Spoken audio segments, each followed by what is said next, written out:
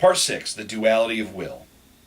Since Babbitt views ethical effort as providing the final answer to the questions of reality, more should be said about Babbitt's idea of a higher will, or what he calls so often the inner check.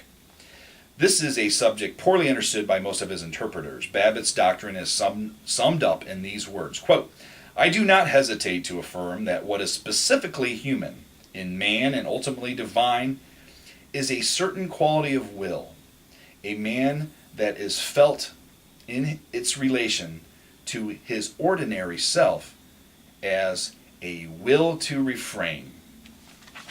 Most of Babbitt's writings on this topic stresses the higher will in its humanistic manifestation. In Democracy and Leadership, for example, he states that his interest in the higher will and the veto it exercises over man's expansive desires is humanistic rather than religious. Using the term religious for a life aimed primarily at the otherworldliness of holiness, Babbitt comments, "The world would have been a better place if more persons made sure that they were human before setting out to be superhuman." Babbitt's view of the humanistic role of higher will is reminiscent of the traditional doctrine of natural law, in that he recognizes an ethical standard of human contact appropriate to worldly life, of which man has awareness independent of divine special revelation. And there's my buddy Brutus just let himself in. I better go close the door, the bugs will come in. Let me just back up that last sentence here. Babbitt's view of the humanistic role of the higher will is reminiscent of the traditional doctrine of natural law, in that he recognizes an ethical standard of human conduct appropriate to worldly life, of which man has an awareness independently of divine special revelation. The two doctrines diverge, however, in that for Babbitt, what is ultimately normative in ethical life is a special quality of will, not reason. It's a quality of will, not reason. Babbitt stresses the duality of the human self. The self contains an endless and varying flow of particular desires, but at the center of the personality, there is also an unvarying sense of higher obligation. Man has an ethical will that transcends the impulse of the moment and orders life to an enduring higher purpose. It is the power that makes for happiness. This will is in perpetual tension with the inclination to shrink from the effort required by ethical good and to pursue mere pleasure.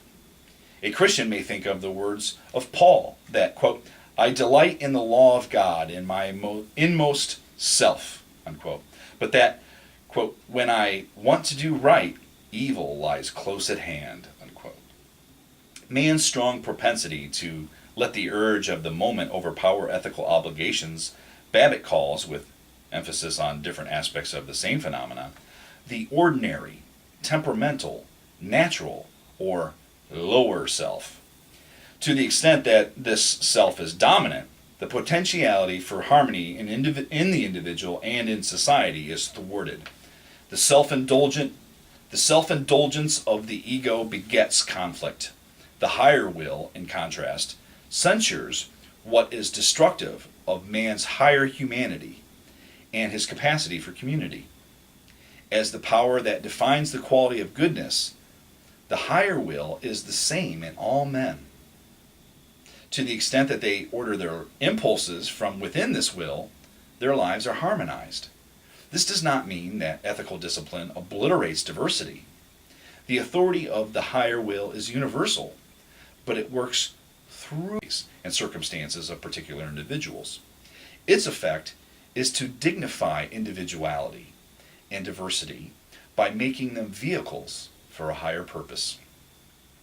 Babbitt's frequent use of the term inner check to describe the higher will has caused much confusion. Does he mean that the morality requires some kind of aesthetic self-denial? Is morality purely negative? Babbitt's readers have often failed to take note of his purpose in stressing the negative side of morality.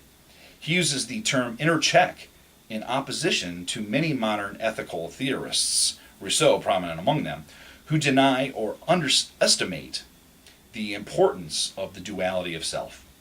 According to Babbitt, the tension between the higher and lower potentialities in man makes it necessary to discriminate between impulses. He sees a great danger in the widespread modern propensity to identify moral good with gushes of pity and sympathy. Contrary to Rousseau's cult of human spontaneity, morality is not an easy yielding to the wishes of the heart. Whatever morally conceited imagination may tell the individual, the impulse of the moment is frequently evil. The lower self needs to be inhibited by the higher self. The inner check refers to the negative function of the universal moral authority experienced by man. It makes the individual aware of morally questionable nature of incipient action by arresting it. Man needs to be sensitive to the inner check and to learn to act from within it to restrain himself. Civilized conduct is not, quote, something that gushes up spontaneously from the depths of the unconscious, unquote. But man's ethical self is not solely a negative restraining power. It also affirms human impulse. The negations of the higher will are the negative side of the working out of a positive aim. Imminent action that is not censored by the higher will is compatible with it and is properly affirmed. Impulses that the higher will lets pass into action carry out its purpose in the world. Together, these impulses build up the good life. Individuals who let their lives be ordered by the higher will achieve communal relations. The more numerous these individuals, the greater likelihood of the realization of a good society, which is one of Russell Kirk's favorite lines. He always talks about a good society, or if we don't do the right things, then we'll have a bad society. Let me read this back out. Babbitt believes that modern Western man solely needs to hear about the ethical importance of restraining and renouncing the expansive desires. This need was not pressing during the Middle Ages, when sacrifice and renunciation of the world were never far from man's mind. But Babbitt is a humanist who also stresses man's obligation to make the best of himself in society. To indicate the positive and manifold purpose of higher will, Babbitt sometimes calls it the will to civilization, unquote. The happiness of human life depends in the end on ethical striving. But the goal of moral goodness requires cultivation of a wide range of directly or indirectly supportive human abilities and values. An ethically advanced society is one that richly develops man's potential for truth and beauty as well as for goodness. Civilization, as Babbitt uses the term, refers to a humanistic discipline of broad scope, whose many and diverse particular manifestations are harmonized by the ultimate purpose of a moral good. Part 7, Recovering Moral and Religious Truth.